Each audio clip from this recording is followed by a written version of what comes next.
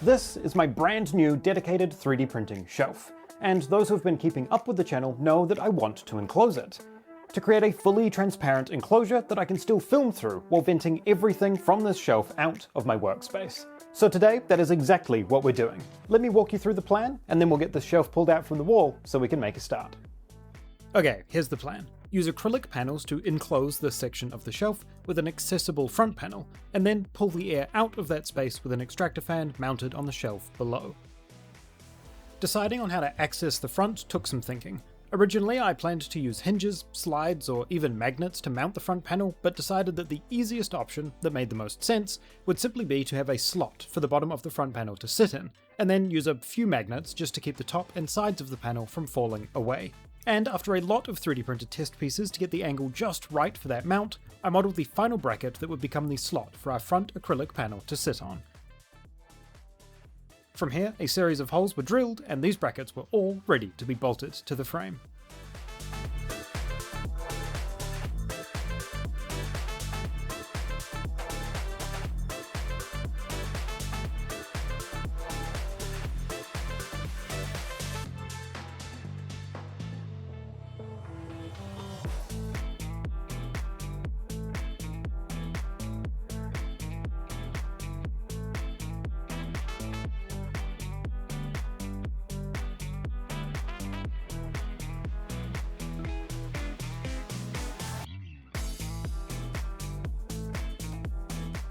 Now, our acrylic isn't quite sitting right just yet, but you can see the vision, and all we need to do is remove some material from the panel so it slots nicely into place.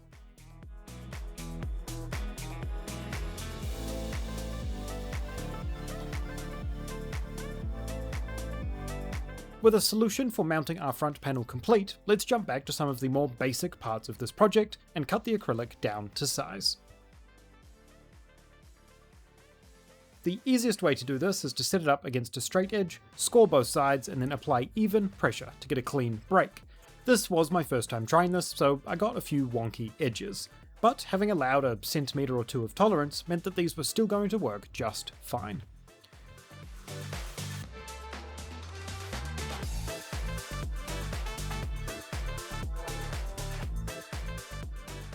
Now, before I keep making a mess, let's get these printers out of here and pull the shelf away from the wall so we can work around it a little better.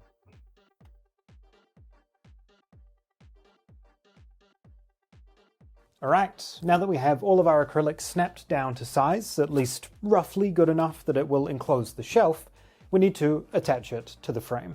To attach the three panels that don't need to be removable, aka the two sides and the back panel, I'm going to start with some foam double-sided tape. Not only will this actually hold the acrylic in place while I bolt it to the frame, but the foam tape is thick enough and spongy enough that it will also create a pretty much airtight seal, and I don't need these shelves to be perfectly airtight, so whatever this double-sided tape can do for us should be enough, allowing us to vent just about everything that is happening within this shelf out the extraction in the bottom, which we'll cut later. So for now, I'm going to go ahead and get these acrylic panels cleaned up a little bit, take off their protective layers, and go ahead and get them taped to the side of the shelves so that we can bolt them on nice and tight. As with the front panel, these sides wouldn't sit quite right due to the protrusions on the shelf, so I had to mark and cut a few more holes on all the other sheets as well. And these all took a little bit of finessing with a file to get all of the pieces sitting straight. But as soon as they were fitted nicely, it was time to get to taping.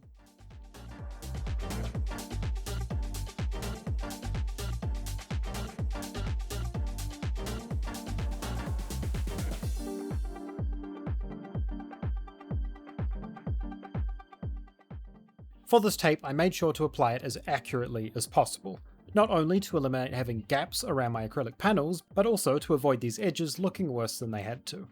This shelf isn't necessarily designed to be the prettiest looking thing, but I do want a little bit of form with my function. And this tape was absolutely more than functional. There was absolutely no going back once the acrylic hit this tape, and it held it firm. I honestly don't even think I would have needed the bolts if I didn't want them. But just for that extra level of safety and rigidity, I added the bolts to the corner of each acrylic panel.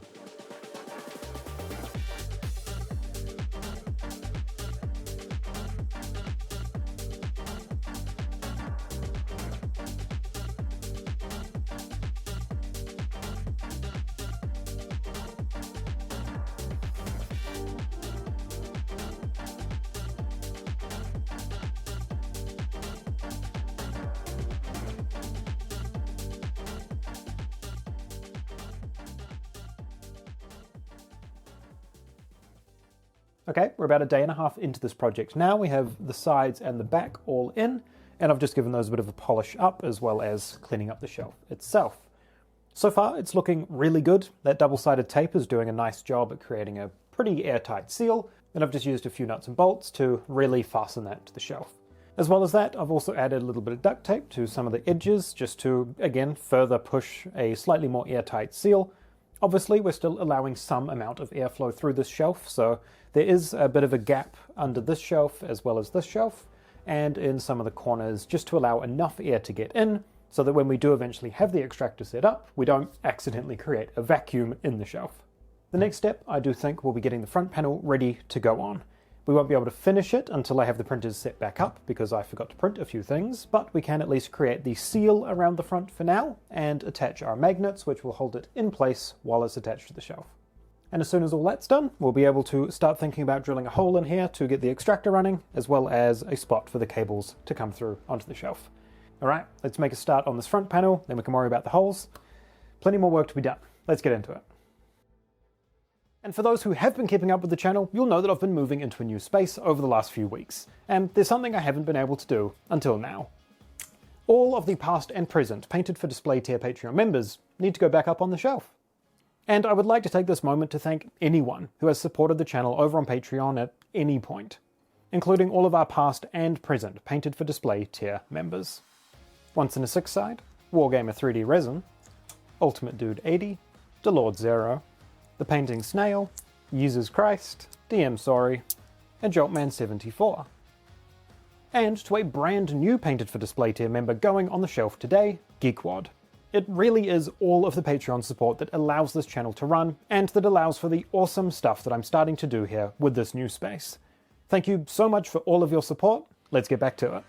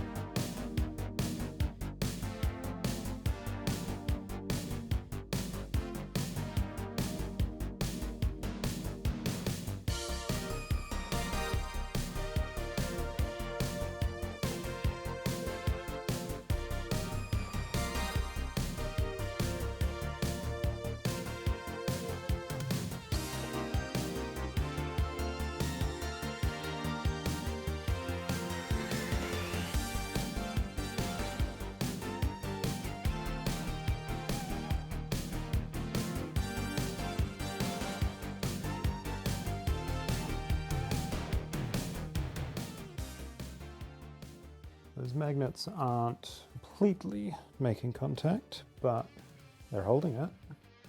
So, other than maybe needing a few more magnets just to fully secure the outside and make sure that we aren't having too many air gaps, I reckon that's looking pretty damn good.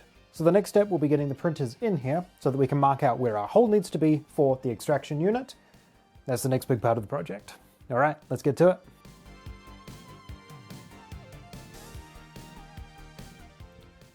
Okay, so there is quite a bit to consider here. I need enough room down this side of the U1 to easily be able to swap out my filament colors, which I have. And I need enough room down this side to swap these filament colors out.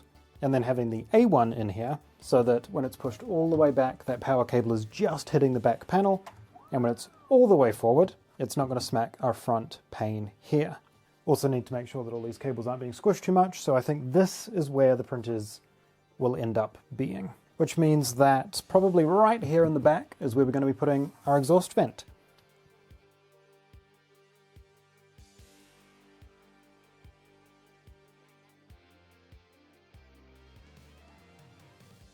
So, here's the plan. This hole is going to get cut. We're going to be putting this through there. On the underside, a little thing will clamp up there, just to make it look a little bit nicer. Then, classic vent ducting will be going attached to our extraction unit, which will then have more shooting out to a hood that we will create to attach to the window.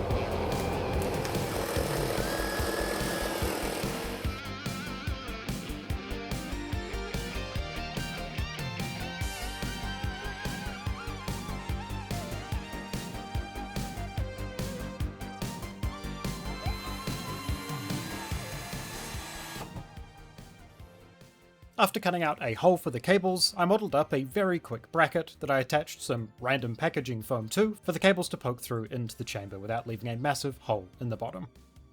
And then it was time to slot the shelf back into place and see how it looked.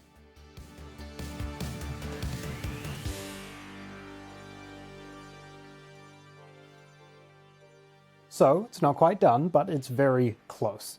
I just need to make a couple of handles for this front panel so that I'm not grabbing the acrylic directly, and then I just need to create a proper exhaust port so that I'm not just throwing this tube out the window. I'll have an actual plate that will mount in place. But it is fully functional and ready to go now. Let's give it a go.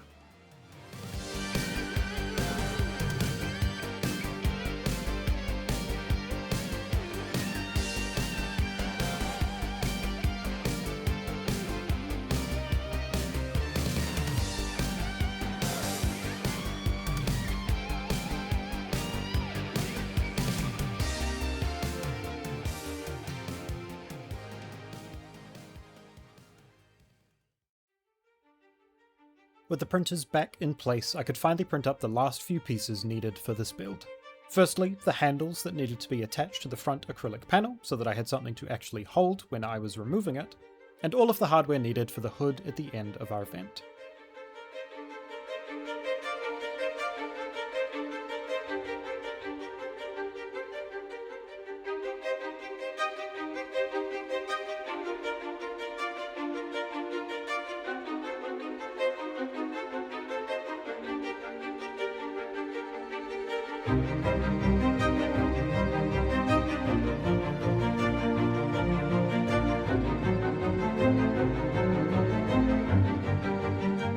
And once I did have all of those extra bits and pieces in place, I ran an LED strip down the back of the shelf for some awesome lighting, and just like that, we are ready to print.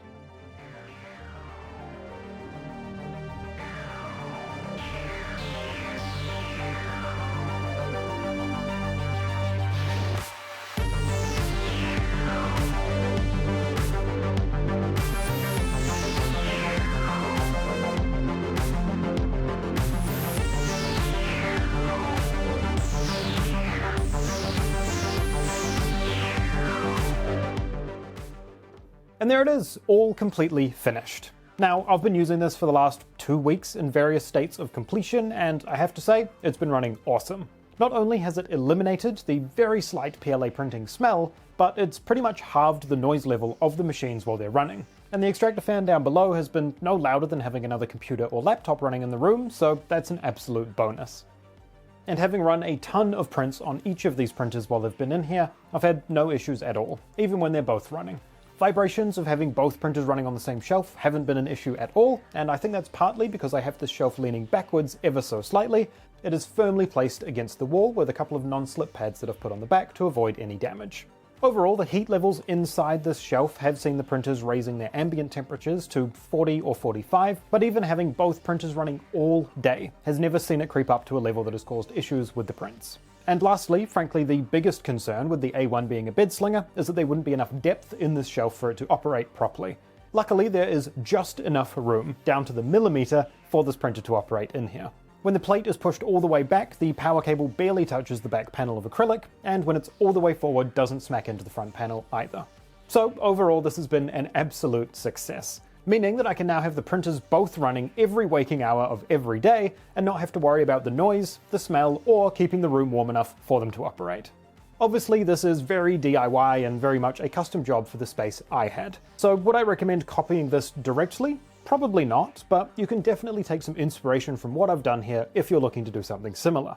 The way that I have gone about this is mostly for printing PLA, more of a better safe than sorry measure, rather than being something that will allow me to print ABS or resin for extended periods of time. Though, if I did want to run small prints with those materials, I'd probably be able to. If you did enjoy this video, be sure to subscribe down below. I do have a few more projects similar to this in the works, and then in a few weeks we'll be returning to the channel's roots, printing some awesome terrain and miniatures for my upcoming D&D campaign. So if any of that sounds of interest to you, keep an eye on this space. We have some awesome stuff in the works. But most importantly, thank you so much for watching, and as always, have a good one.